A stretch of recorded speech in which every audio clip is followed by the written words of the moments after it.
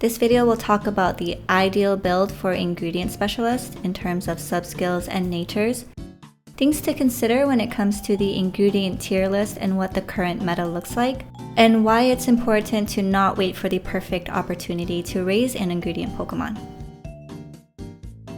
I actually like ingredient specialists because I like to collect ingredients and make dishes, but for ingredient specialists, the ideal subskills for these specialists are helping bonus, helping speed, ingredient finding M, and inventory up L. For the nature, ingredient finding is ideal. Speed of help is also good to have on it. For ingredient down natures, you get a 20% reduction in finding ingredients. But if you have the subskill ingredient finder S, you bring those odds back to 18%, whereas ingredient finding M will give you a boost of 36%.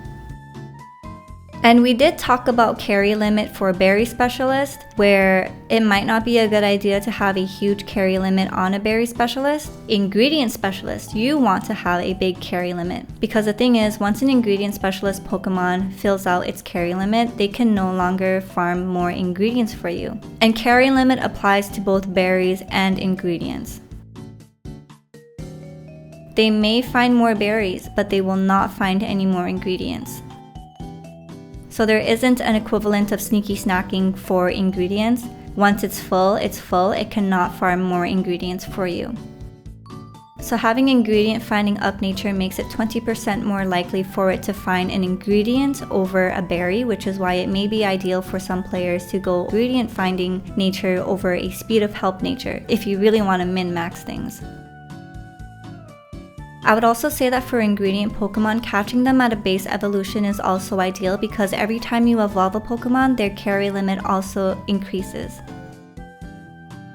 For berry Pokemon, you can get away with not catching them at the base evolution, but definitely for ingredient Pokemon, you want to take advantage of the carry limit, so catching them at the base evolution would be better for you to maximize the amount of space that your Pokemon has. Now, if you've been playing this game for a while, you will know that there are terms like AAA or mono ingredient Pokemon, ABC, ABB, ABA, it goes on. But this basically just describes the ingredient list that the Pokemon has. So for example, this would be an ABB. This would be a mono ingredient specialist with AAA, all beans. Ditto Dave over here is actually a really good example of when an ABC is not bad, because ideally for the second slot you do want leaks for early game players. If you haven't yet found a Diglett that has leaks in the second slot, but you did find a Ditto and it has leaks, it could be a good option for you to farm leaks through this. But then Tails is really good at level 60 over there, it gets unlocked, and remember, it is a highest base strength ingredient. So this is why it would be ideal. So I would say in this situation, ABC is alright, but most people will want AAA, mono ingredient, or ABB. For a berry specialist, it doesn't really matter too much because ideally the focus is that they farm berries, not so much for ingredients. So you shouldn't really rely on your berry specialist to farm ingredients for you. I guess it's a nice perk if it was a mono ingredient tier list, but if my berry specialist has good subskills and good natures, but not an ideal ingredient list, I wouldn't go out of my way to farm another one just to get a good ingredient list on it. And then over here you see that Arya is AAB because it unlocked oil at the very end, but also as a skill specialist, you're not going to rely on it to farm your ingredients either.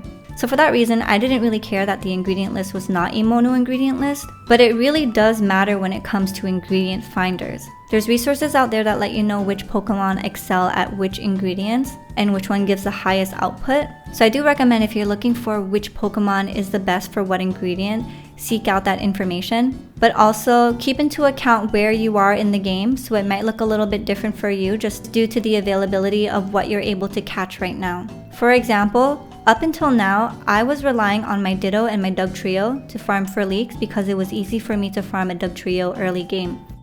After I was able to farm some Quaxleys, I was able to find one that gave me double leaks because right now there isn't a Pokemon that is mono leak.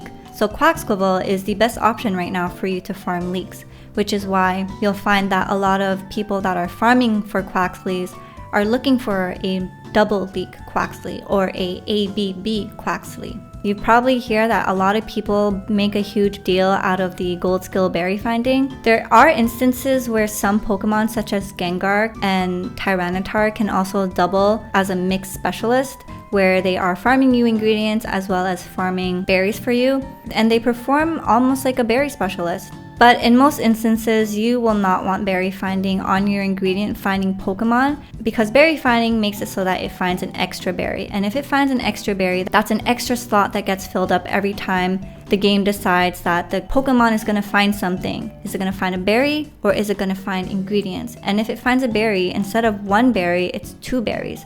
So it fills up 2 slots in your carry limit, making it so that it fills up a little faster, and then once it's filled, you cannot farm any more ingredients. So I wouldn't say it's the end of the world, but I do recommend that if it's an ingredient finding Pokemon, chances are you're really using it because you want the ingredients. So when I was early game, one of my biggest struggles as a new player was finding enough ingredients in order to cook dishes for my Snorlax. As I said before, when you're early game, just try to catch as much Pokemon as you want. You'll eventually find some gems in there, and it'll help you build a basis of what you already have and what you should go for. As you progress further in the game, you will develop some personal goals. For example, you might realize that for Curry Week, you're missing out on a good sausage farmer, so now you want to farm a good sausage farmer such as Charmander. For early game, the Kanto starters are actually pretty solid, because not only do they farm ingredients that you will need to use, but they also have a skill called Ingredient Magnet. So as you can see over here, this is my honey.